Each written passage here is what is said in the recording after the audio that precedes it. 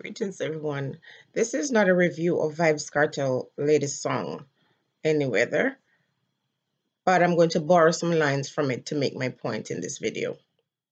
One of the things that jumped out, one of the lines that jumped out at me is Bruck pocket now work. I'm going to glance over here because I have some notes written down. Get Bruck pocket now work. And I like the idea that he understands that when you are the type of person who have this type of determination, even when you're gone, you live forever. I mean, that determination, that attitude in people, you can't ignore it. When you or I or anyone else have that attitude that we're here to be remembered, we are here to mark this land or this world or this earth with our presence, and even after we're gone, we are not forgotten. So I hear that in the song. Now he's saying, get ready, ready. Brock pocket now work, you know. He's saying, get the cheddar, money maker anywhere. And he talks about buried treasure and how we must dig it up. Now, if you live in certain parts of the world, especially places that have distinct weather patterns, like seasons, like winter, spring, autumn, summer, then you know that regardless of the weather, you still have to go out there and make that money. You got to go out there and make that cheddar. Because you got the bills to pay, you got to live. Unlike some tropical places where, you could probably sleep under a tree and not feel it too much. You could get away with not having electricity or not having running water in your house and things like that. You could survive. In these parts, you can't survive without these things. And so the attitude of, going out and making money in any weather is something that, I could relate to in that song. That song, if you're doing a review, you can take it any which way. You could take it apart anyway. When he's saying go get that money, because the treasure is there for you to dig up. Someone could get that message and say, you know what, I'm not making no wrong turn, as it suggests in the song, no wrong turn. It would on the surface seem like you're saying, yeah, just stay on the straight and narrow path, because if you get off this path, you might just, do the wrong thing. Some people, depending on their personality and their nature, might say no wrong turn, meaning I'm not making any mistakes. And it's not mistakes based on what society says or the law states. It's like no wrong turn. Anything that I decide to do, it's going to be okay. Now, let me segue from this point right now to say that we are told that we're supposed to go the straight and narrow path, that we must, live clean. And remember, the idea of righteousness is based on different persons' interpretation. But when we're talking about poverty, and Vybz Kartel tends to be the ghetto people's ambassador.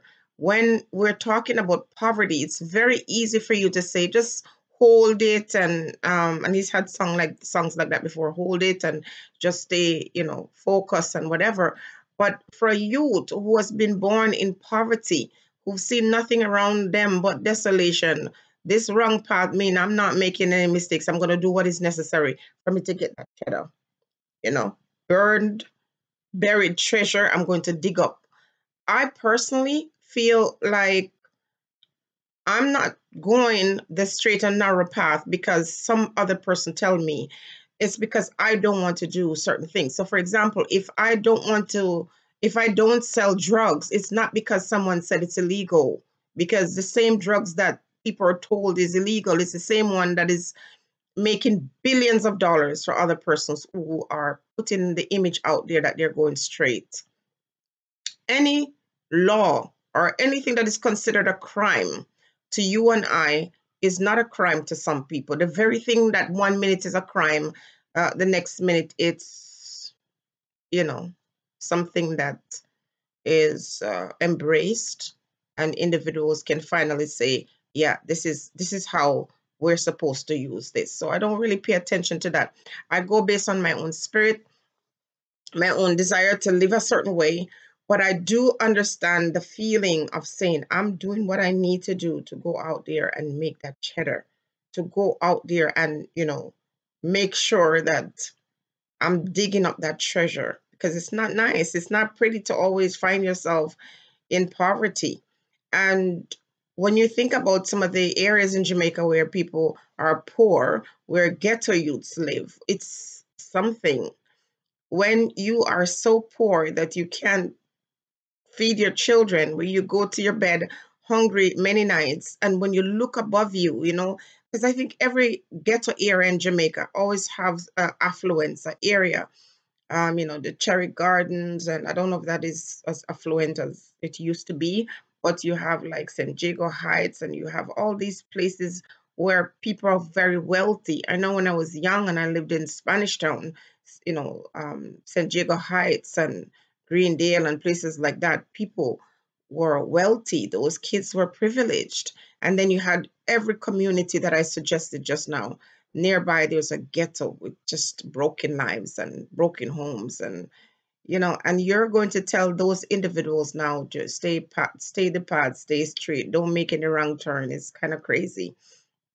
And there's a lot of hypocrisy in the world too, with people telling you, go the street. I think some of the messages of telling you to just go this way and walk this way and have this kind of mindset and go and work. And if you work hard, you will succeed. You all know that is a big fat lie. You know that is not true. And you know the very ones who are all here preaching about righteousness do not live right at all. So it is an individual thing. If I don't ascribe to a certain ideology as far as poverty or wealth is concerned, that doesn't mean that everybody has to go my way. Whatever works for you, whatever floats your boat. Now, let me jump into this part also to say, talk about that young girl that they refer to as Mackerel. Um, I did a video on her talking about how the newspaper really was exploiting her and how just interviewed her about this one thing that she said and never asked her anything else about her life. And I see individuals in the beginning, they were coming out at her and mocking her, saying that she was ugly. And saying, I don't think they were angry because of what she was saying, that she was being immoral. I think they were angry at her because they were looking at her and saying to her, look at you, look how you're ugly. Like, who are you to take anybody man? And that's one of the biggest mistakes. Because when I was growing up, I remember this woman in our community that was mentally ill. She was crazy.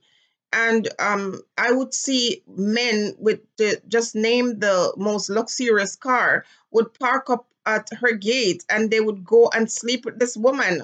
So we have to stop thinking that because a man is wealthy or because a man is well educated or he doesn't have these basic instincts to want to go out in search of you know physical pleasure.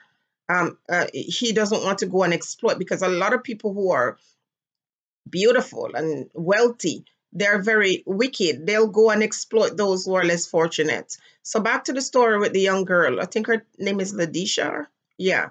People were angry with her because of what she said, not because they wanted her to be a better person, but because they were saying, how dare you?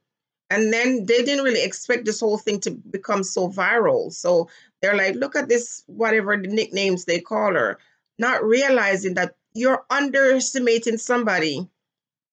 My message to her would be to say, there's a lot more you can do with your life, and you can do great things with yourself, and you don't just have to do that one thing that you said that you've been doing. Not because I think she is more wicked than anyone else, because what she's saying is the truth. That is pretty much the sort of feeling of people in Jamaica. They really don't respect other person's relationships. So I don't know what this big hoopla is about her taking other people's man, when a huge percent of these women working in banks, working in positions of power, where you see on TV or radio, bragging about, their decency. And they're doing that. Most of these people are having affairs. And what is angering some of these people, believe me, it's personal. Some of them know that their partners, that their husband are actually going out to some of these ghetto gal. Well, why you think Beanie Man say, I love the ghetto gal because, she know how to give the whatever. She know they get a slum. So a lot of these rich women and these women who are in privileged position, they're boring. They're boring. So guess what? Some of their men are going to go to the ghetto and go to these girls who don't really have much, who kind of feel privileged to be involved with some of these wealthy men.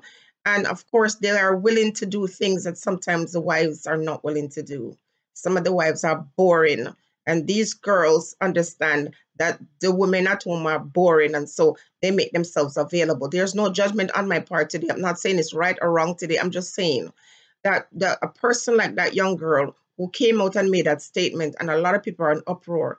What I also noticed too is individuals, when they try to interview her and someone tells them, why should I give you an interview? What do you have to offer me? They get offended because they have the prejudice towards the girl. They're thinking, look at me, I'm so wonderful. And how dare you turn me down for an interview? And everybody with their hypocrisy and their lying tongue is making it seem like they want the best for the girl. They don't. They don't really want the best for her. That's why they're coming out and mocking her. And even when they're saying they mean her well, there you hear that, snide mark, like, who are you and your 5 minutes of fame? Who are you to say that this will not propel her to greatness? Who are you? This girl at one point used to attend the school of the blind. At one point, some pedophile that nobody's talking about has raped this young girl and gave her a baby at a very young age.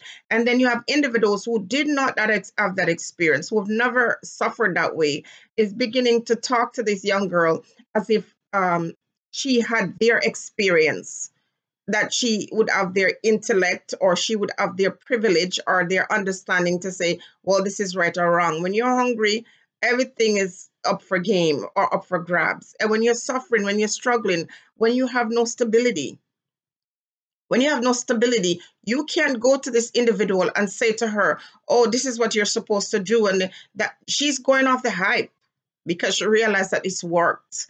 Because she realized that the so-called underprivileged persons have to use hype to get out. Other persons can rely on skills or talents or their fathers or mothers pushing them out there. That's why you have young people who are so privileged. They have no respect for their parents because it comes so easily. They can tell their dads and their moms all kinds of horrible things because they don't know what it's like to suffer and to hustle to get by. So in this young girl's case, I don't want her to see herself as someone who can only, gain attention from, selling herself short. And even the lady that interviewed her referred to her as, a prostitute. And I'm thinking to myself, she really didn't do her any good either, because to call her a name like that, even if that's what it is, that's not how you help somebody. You don't embarrass someone you're trying to help. Behind closed doors, you could tell her that, to say, you know what, technically, what you're doing is considered to be this, and you don't want to do that. But by shaming her on the air, she figured by shaming her, she will change, and that doesn't work either. I think it's someone who is very kind to her, somebody who's understanding of her situation will, be able to make inroads with her. And a lot of people are claiming that they don't want to exploit her. They're very exploitative, and they're very prejudiced, and they're hypocrites. Okay. So my statement still stands to say, young lady, you're more than a sum total of your body parts. But at the same time, I'm not going to condemn her, because the truth is the culture that Jamaica has become only celebrate drama, only celebrate negativity. The newspaper started it and showed it, and bringing up the idea. Nobody's really talking about this girl as someone who suffered at the end of someone who should have been looking out for her. Who got her pregnant? Did a teenage boy get her pregnant? More than more than likely, that's not the case. So a girl like that, for example, if she has an attitude to say, you know what, any weather, I'm going to go get that cheddar, it's very difficult to judge her. It's easy to judge her as a human being because we like to judge. But looking at her situation and understanding that right now she feels, I have no time to be all proper because I've not had those experiences that train me to be proper. Okay. Sometimes people are determined to get that cheddar in any weather. Okay, and you can judge them, you can condemn them, you can say all you want to say when that's not been you don't understand their suffering and that's not been your experience. Okay, so Bruck pocket, it now work. It isn't work for the person who is born in that environment where they're always struggling, always suffering. For somebody who has had opportunity to go to school and to work and to, have a better life in North America or wherever in Europe you live, or even there in Jamaica where you've never had to go to bed one night hungry. I'm not saying that there are not individuals who have come from that and have worked hard, but the truth of the matter is, let me see how many of you are wealthy from just working for other people. You have to come up with some idea how to dig up that treasure, that buried treasure, and not really pay attention to people with their self righteousness when you're in search of it. You have to determine within yourself what you're prepared to do and what you won't do. That is okay. That's a personal choice. But if you see someone else doing what they need to do to get out of this horrible situation, to determine within themselves that my children and my children's children is going to have a better life than the one that I have. I have no judgment, because all the people that you respect, just imagine every person in society who has our respect, and how they gain their wealth. Trust me, it's the very thing that they tell you not to do. Stay blessed, everyone.